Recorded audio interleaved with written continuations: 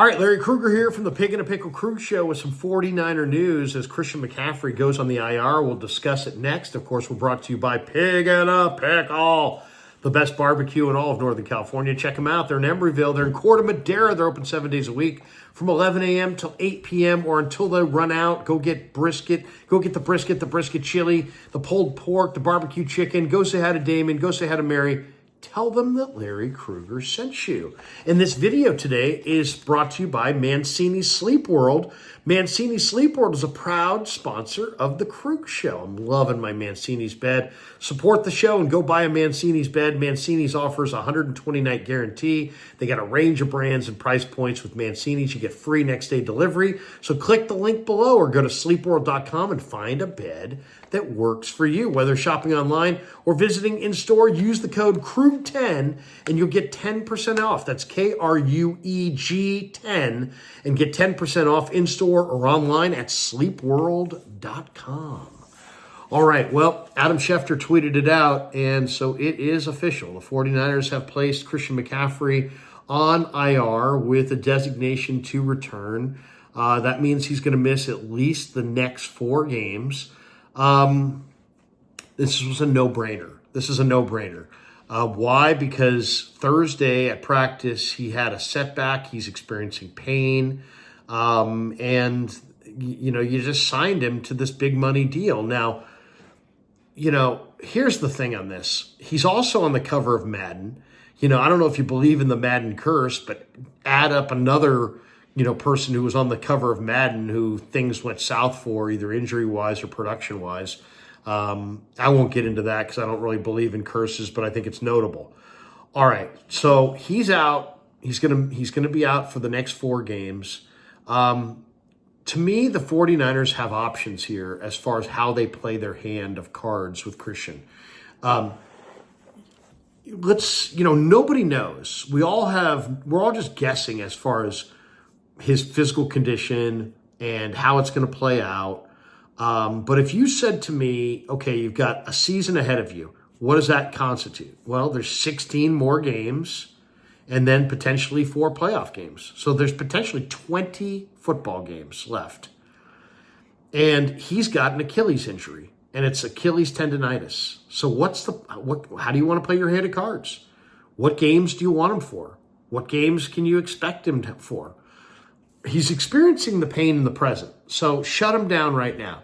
Of the stretch of all the games being played this year, the least important are the games that you play at the beginning of the year because you have time to make up for it late in the year. So he's feeling pain in the present, and I think there's no doubt. I even before this announcement, I'm like, I would not play him in the first six weeks of the year. If you get to week 7 and you get Kansas City and he's feeling good, and you want to put him out there, I would consider it. But really, if I were the 49ers, they have J.P. Mason. Now they already lost Elijah Mitchell for the year, so now Mitchell's out for the year. They don't have Mitchell. But you still have J.P. Mason, you have Isaac Guerrero, you have Patrick Taylor Jr., and they're all big backs who are between the ages of 24 and 26. So you got 3 young big backs internally that you can go with. Go with them. And I'd go with them for the next month. I wouldn't even think twice about it. You also have Keyshawn Vaughn on the practice squad. Keyshawn Vaughn's 5'10", about 215 pounds. He was the former Mr. Football in the state of Tennessee once upon a time. Started at Illinois, transferred to Vandy. He was a high school sprinter. He's a good athlete. Now, he's not a home run hitter. A little bit more of a plotter than a speedster. But he's an NFL caliber back. And he's got balance and moves and ability to run through arm tackles, and I think he can play a role in this system and play well. So you have 4 options internally: Mason, Guerrero, Taylor, and Keyshawn Vaughn. Those are your internal options. I would take the next 4 or 5 weeks and just go with your internal options. I'm not going to run Debo into the ground. In fact, I'll just use him sparingly as a runner, but I'll use this 3-headed monster of Mason, Guerrero, and Taylor. Okay, so that's one. Then if you have to, you can use Keyshawn Vaughn. So now you got 4 backs that you can consider using, even though you don't have Mitchell and you don't have CMC. Then there's running backs that are on other teams' practice squads. So now with CMC going on injured reserve, they open up a roster spot. They can pick Keyshawn Vaughn off their practice squad, but they can also pick Frank Gore Jr. off Buffalo's practice squad. They could take Imani Bailey off Kansas City's practice squad.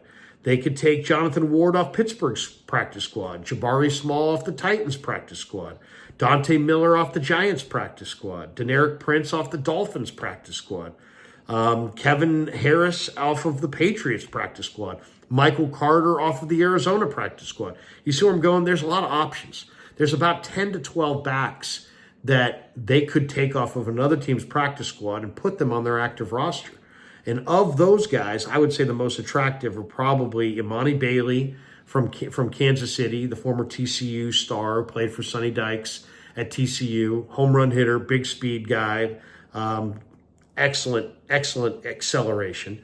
There's Dante Miller, who runs in the 4.3s, another guy, if you love big-time home run speed, Miller and Bailey would be your options. If you want more of a bigger back, Frank Gore Jr., Kevin Harris, Deneric Prince, those are kind of bigger backs that are out there on other teams' practice squads. Then there are street free agents, and those are veterans that are just unsigned. And that list right now consists of Matt Breida, who was in camp this summer with the 49ers, and I think it's probably highly likely that the Niners call Breida back at some point. Boston Scott, who played in the league with Philly for a number of years. Jerick McKinnon, the former Niner, former Chief. He's more of a receiving option than a true runner from scrimmage. There's big playoff Lenny Fournette, who is not old. Once upon a time was a top 5 pick. I'll say this, I've done interviews with Leonard Fournette. He would love to be a Niner. He grew up in New Orleans, a Niner fan. Leonard Fournette would love to be a 49er, and that might be the guy to call. He can catch the ball out of the backfield. He can run it. He's big. He's not old. He's not hurt. Leonard Fournette might make a lot of sense. I'll give you another name that I think does make a lot of sense. I think there'll be a lot of pushback here in Northern California, and that's Kareem Hunt. Kareem Hunt has had some good years the last couple of years. He looked good in Cleveland last year. He's still out there. Now, he's got the domestic violence thing in his past, and that's obviously not going to play well anywhere. But if you believe in second chances, he's been in the league for a number of years since that incident has occurred. I got to think to some degree he's rehabilitated himself. Kareem Hunt, if you're just looking at the talent, he would be a viable option for sure. Fournette's an option. Kareem Hunt would be an option. Frank Gore would be an option. Imani Bailey would be an option. And then there are the trade options. And if you look at the value, there were so many trade rumors this summer connected to a number of veteran backs. Almost all of them were like for a 4th, 5th, or 6th round draft choice. It's not like you're trading your 1st round draft choice to get it back, which always made it a little uncomfortable to pay McCaffrey such a king's ransom, because there are, backs that you can trade for that you can trade a 5th round pick in next year's draft and get. So I went through and I looked at, who are the running backs in the league that potentially could be traded? Well, who's going to be traded? Either guys, running backs that are down the depth chart, or potentially running backs on teams that fall out of contention.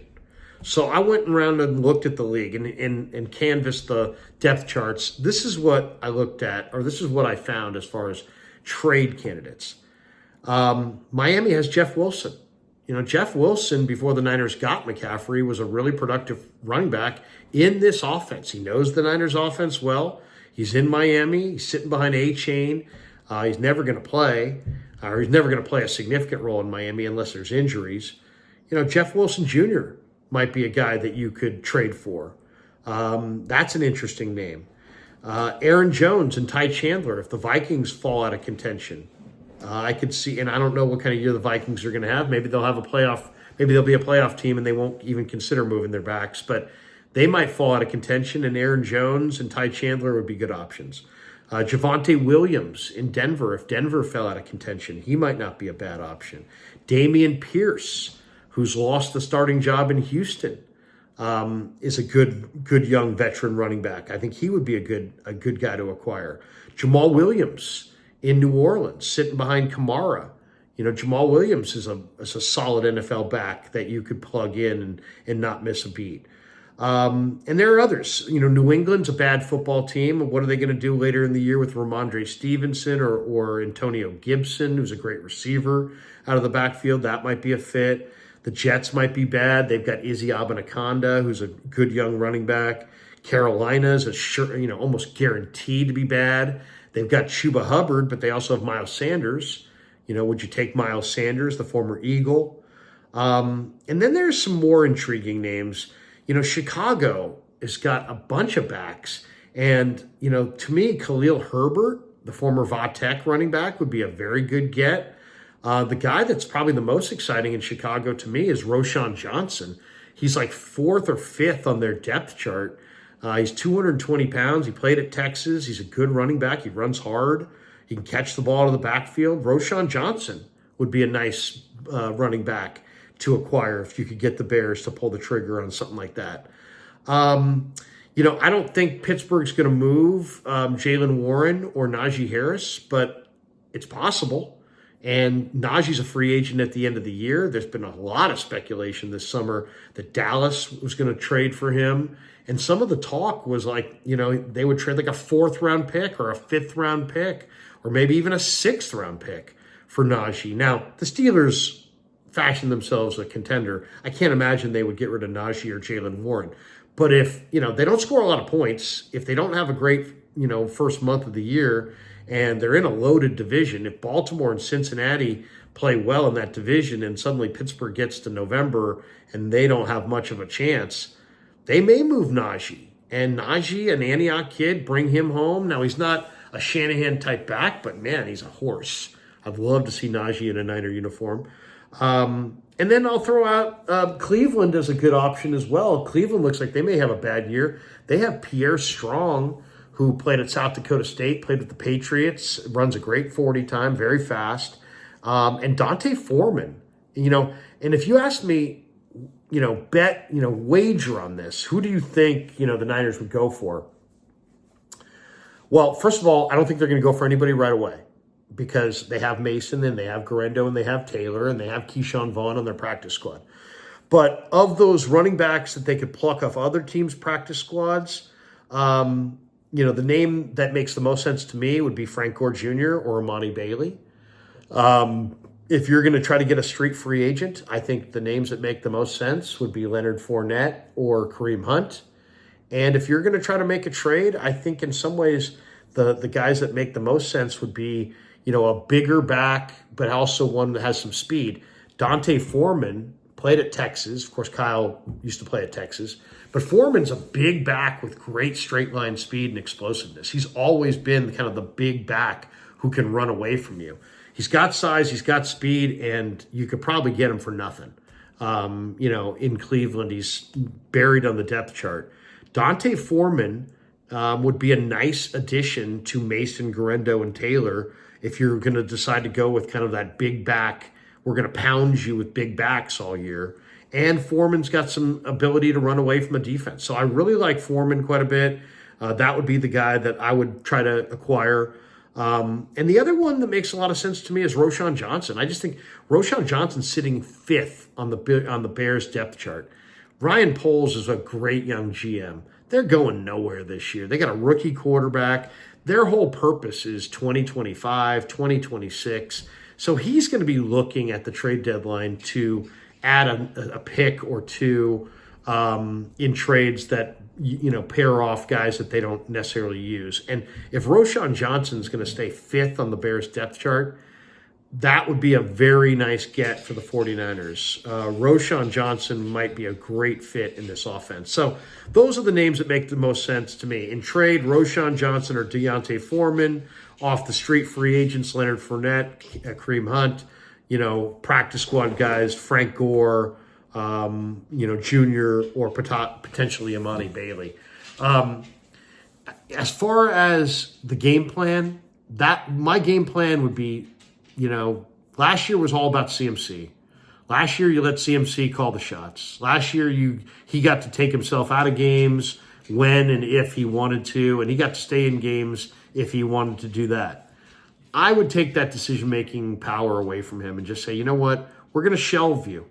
You know, you're probably going to have a chance. My guess is, if you said, guess, how many games does he have in his body? I would say 5 or 6. So do I want those 5 or 6 games to come at the beginning of the year? No. Do I want those 5 or 6 games to come between week, 8 and week 12? No. I want those 5 or 6 games to come from week 15 through the Super Bowl. So if I'm the Niners, I'm using all the depth I've got. I'm using all the available options I've got. This might wind up being a positive. You might be able to develop a young running back or two and then get Christian back at full bore with proper rest in November. If all of a sudden you could add Christian McCaffrey after, right around Thanksgiving, and you can, get through the meat and potatoes of your schedule with Mason and Garendo and Patrick Taylor and Keyshawn Vaughn, or one of these guys that you pick off a practice squad or sign as a free agent. If you could get to, week 14 with Leonard Fournette instead of Christian McCaffrey, and then you could add a McCaffrey, you may wind up with a nice stable of running backs, as you hit for, turn for home and hit that playoff and Super Bowl run. So that would be my plan. I would shelve him. I wouldn't put him out there before week 14. And I would just, you know what? That's it. You're not playing. I got other guys. I'm going to go with those guys. And maybe the 49ers go from more of a speed-oriented game in the backfield to more of a power-oriented game. When you look at Mason and Garendo and Taylor, the one thing they all have in common, they're big backs. Those guys are all 220 pounds. Those guys all break tackles. So maybe that should be the plan. Get a Leonard Fournette or a Roshan Johnson, a big back, and just pound people. Dante Foreman, and just pound people. Just sit there and go 60-40, run pass split every week and just pound people and let Purdy play action off of it.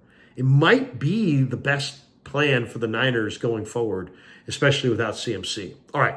Thanks to Pig and a Pickle for being the title sponsor of The Krug Show. Thanks to Mancini's Sleep World for sponsoring this video. Once again, whether you're shopping online or visiting in-store, use that code KRUG10 and you'll get 10% off. Again, that's KRUG10, K-R-U-E-G 10, and you'll get 10% off in-store or online at sleepworld.com. And thanks to all of you guys for supporting The Krug Show on YouTube.